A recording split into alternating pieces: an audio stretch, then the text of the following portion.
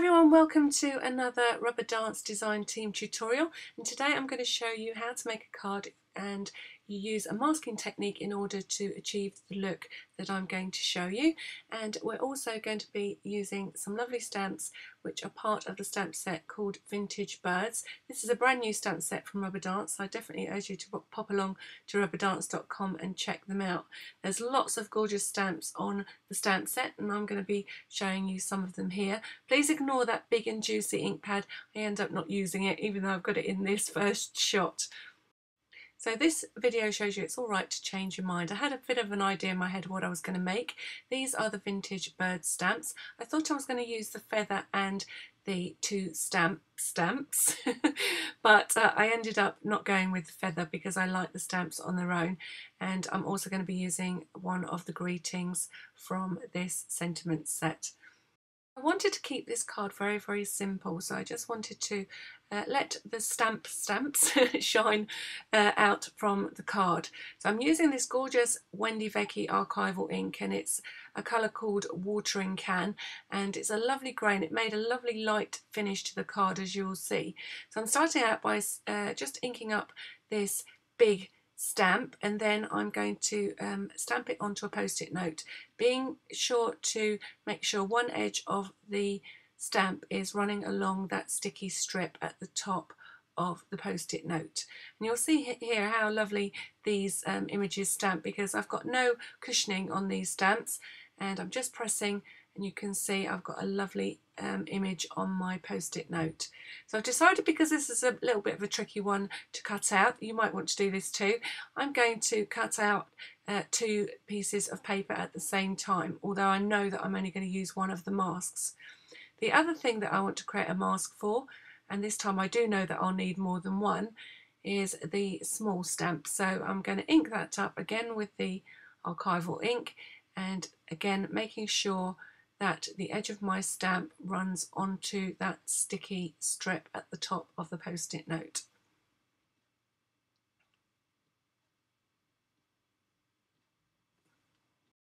So the main two things to think about when creating your mask is to make sure that you stamp part of the image along the sticky strip of the post-it note, and that you cut them out carefully, because the nicer that they are cut out, the better they mask, and the more unlikely it is that you will create any white shadows when over stamping your mask.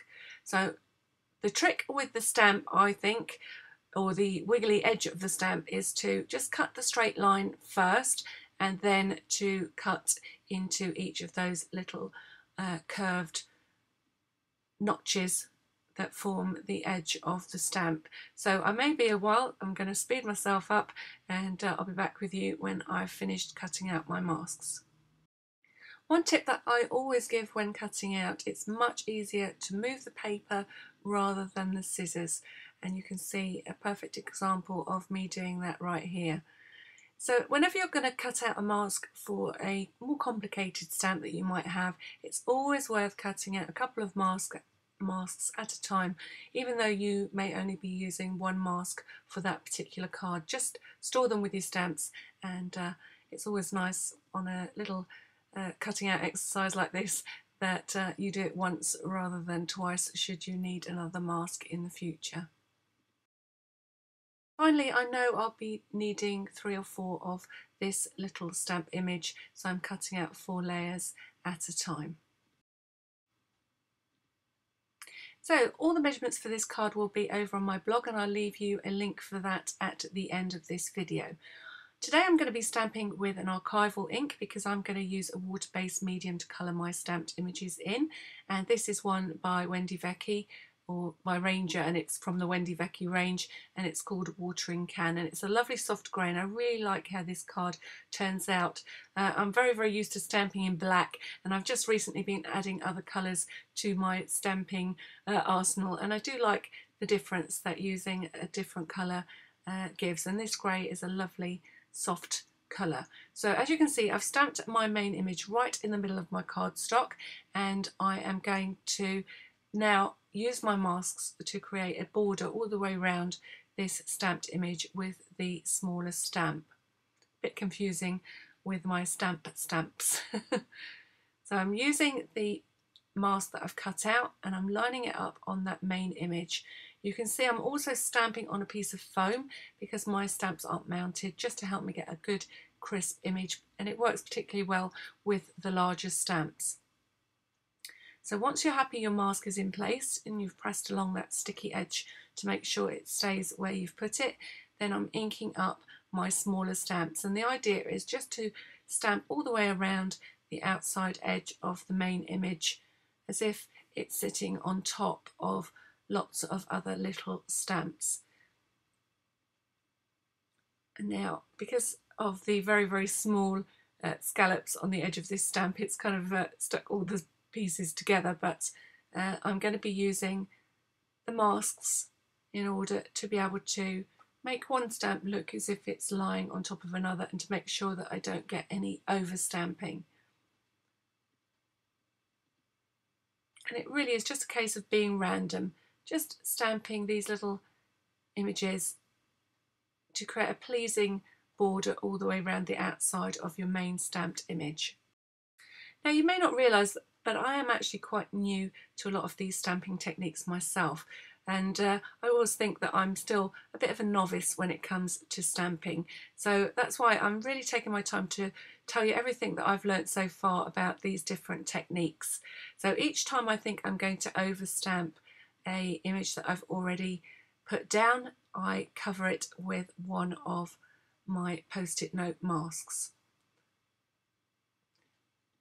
So, and every time you overstamp over a mask, that little image will appear below, or as if it's gone underneath the image that you're stamping on top of. And that's kind of how masking works. You want to stamp the image you want on top first, and then mask it and stamp the other image over. And just continue to work your way right around the outside edge of your card. Now, it was my intention to use the feather stamp in the background of all of these stamped images, but I just liked it how it was, which is why I didn't end up using that big and juicy stamp pad, and I just went straight to the colouring of these stamped images once I'd been completely all the way around the border of my card. Then you can remove your masks and you're ready to begin colouring, and it looks fab as it is. Actually, you could just mount it and keep it as it is, but I'm going to get involved in some colouring. So those of you that want to colour in your images using pro markers or alcohol based markers, you'll have to make sure that you do all of the stamping with the right kind of ink. This is an archival ink, and therefore I'm going to be using a water-based colouring medium. I'm going to be using my Distress inks, and I've got a little selection here. I wasn't quite sure what my colour scheme was going to be, but I ended up using the Spice Marmalade, the Iced Spruce, Broken China, Mowed Lawn and Shabby Shutters. So when you're working with Distress inks, you need a pot of water standing by, and that's slightly off camera. You need a little bit of kitchen roll so that you can take the excess moisture off your brush if you need to, and you need to squidge your ink pad, the ink pad that you're using, onto your craft mat, and that will just release some ink onto your craft mat that you can then use as your paint, your ink.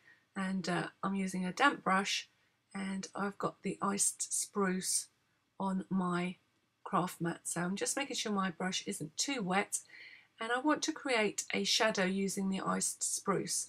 Now, I did start off by working with the shadow, but then I suddenly realised actually I should do the shadows last. So I'm just going to skip this little bit and I'll come back to making the shadows later. So another thing that you'll need as you're doing your colouring in is a nice brush. So a brush with a nice point to make sure that you can get into the details. So I've just squidged some Shabby Shutters onto my craft mat, and now I'm just going to do a wash of this colour all the way over the top of my stamped image. I'm not worried about painting over the lines, but I am keeping a white border around my stamp. So apart from an overview of the colouring using your Distress inks, I'm really going to leave the colours that you use entirely up to you. all I'm doing is matching my grey to my main card along with a piece of grey ribbon, but really the colouring in could be anything that goes with that grey colour. So I'm starting with the shabby shutters at the top of each of my stamps and then coming in with a broken china at the bottom. So I've just looked at my stamped images and seen that there's a natural place where I can blend one colour into the next. So shabby shutters at the top and broken china at the bottom. And I'm just going to go around and fill in all of those stamps to start with. So whenever you need more supply of ink, just re-squish your ink pad against your craft mat and off you go again. So you can see, because I'm stamping with a softer colour in the grey archival ink, I'm keeping the colours that I'm using on my stamps nice and light too. I just want it to be a lovely soft image on the front of my card. Whenever you're using distress ink, it's quite easy to come back in to any area and just apply another layer of ink for any of the areas that you want slightly darker, and I'm just doing that here at the bottom of the main image. Now once again, there's another stage where you could stop. If you're happy with how this image looks, you could stop at this stage and mount it onto your card. But I just want to add a contrast colour, and I'm going to use the Rusty Hinge Distress ink in order to do that. So I'm just going to pick out details that I want to colour in the Rusty Hinge. So the colouring in part of this card really is entirely up to you. You don't have to use the colours that I've used. I just wanted to show you a way of using masking to completely feature the stamps that you're using on the front of a card. So I'm just finishing off with a little touch of green, which is Mowed Lawn, just to add some more detail into my stamps. I wanted my stamps to be quite colourful, but the colours are quite muted to go with the grey that I've used to stamp the main images. So once you're happy with your colouring in, then it's time to move back to that shadow that I started earlier. I thought that it was this shadow that just lifts the card just one more dimension. So although things are completely flat, I've added dimension by using the masking and making things look like they are behind other things. And now I'm just going to emphasize that fact by adding a shadow to my stamped images. And I'm just doing that with some Iced Spruce Distress ink, and I'm trying my best to keep all my shading to the right hand and the bottom edge of each of my stamped images. It does get a little bit tricky once the stamped images go diagonal, but just do the best that you can to keep to that rule. I think you can see here that I add the grey edge first, and then I come back in with a clean brush just to soften that outside edge and blend the shadow out. So adding the grey first, and clean my brush and just come back in and soften that edge.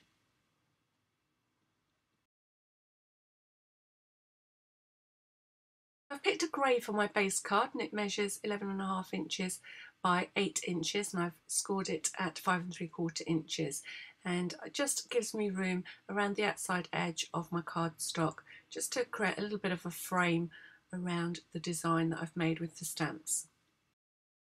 As you know, I quite like to make the inner for my card match the outside, and I'm going to do this by creating a simple stamped edge. Not quite so complicated with the masking, but there is a little bit of masking involved. This time, of course, our masks are ready to go.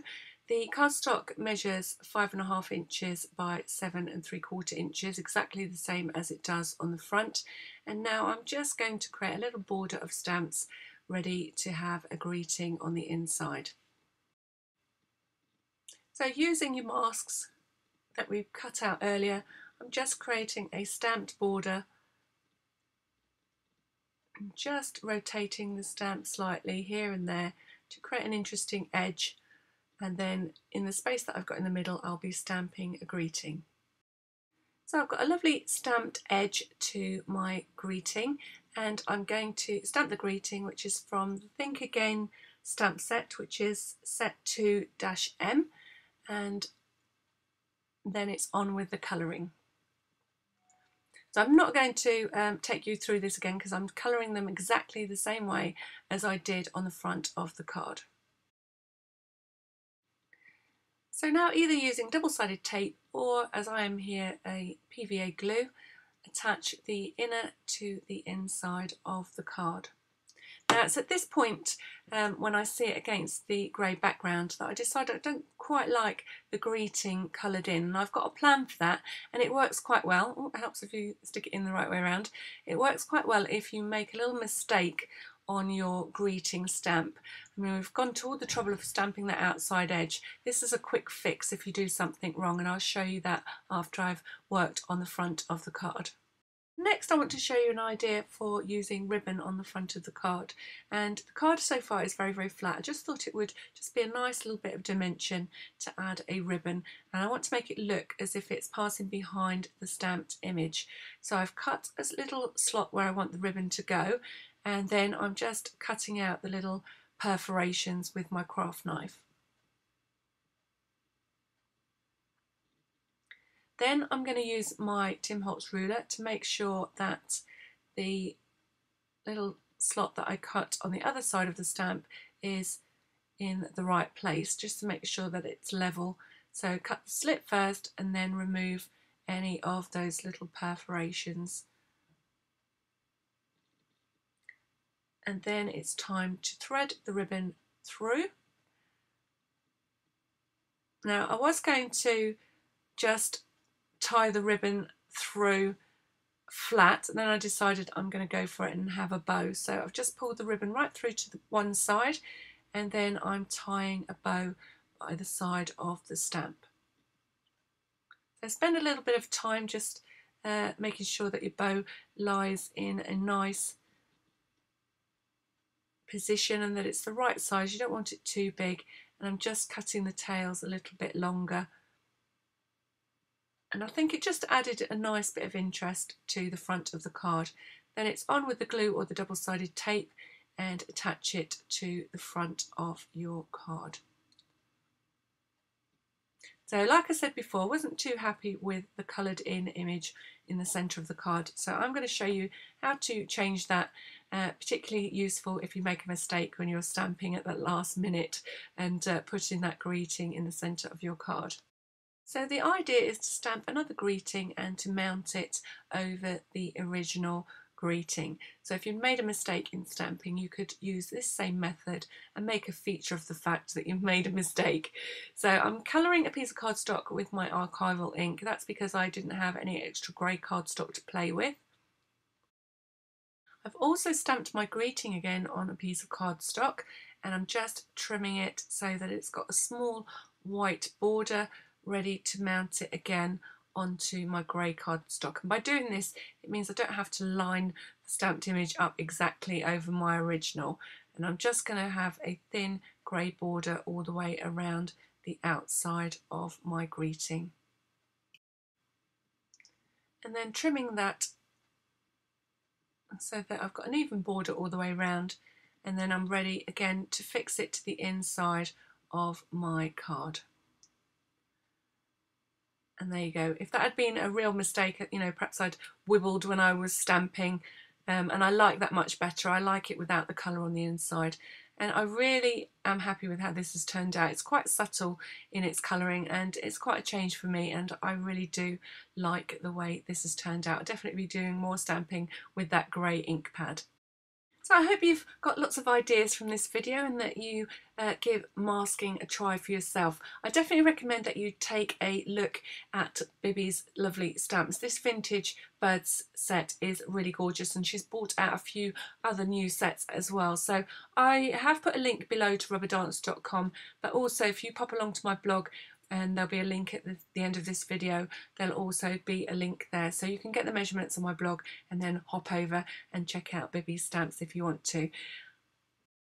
Before I go, I just wanted to say a huge thank you for all of your support. I'm really seeing my numbers of subscribers growing every day, and it really gives me a thrill and definitely spurs me on to make lots more videos. I've got an exciting project coming up in the future, and I hope to share news of that with you soon. I really hope that you think that these are quality videos and that perhaps they teach you a few techniques or brush up on a few techniques that you might not have used for a while. As usual, if you're new to my website and you like my videos, please hit that subscribe button. I'd love to have you join me on my creative journey. If you're already a subscriber, then thank you very much for that. Please hit the like button or the share button and share some of the creativity. And until next time, thank you for watching.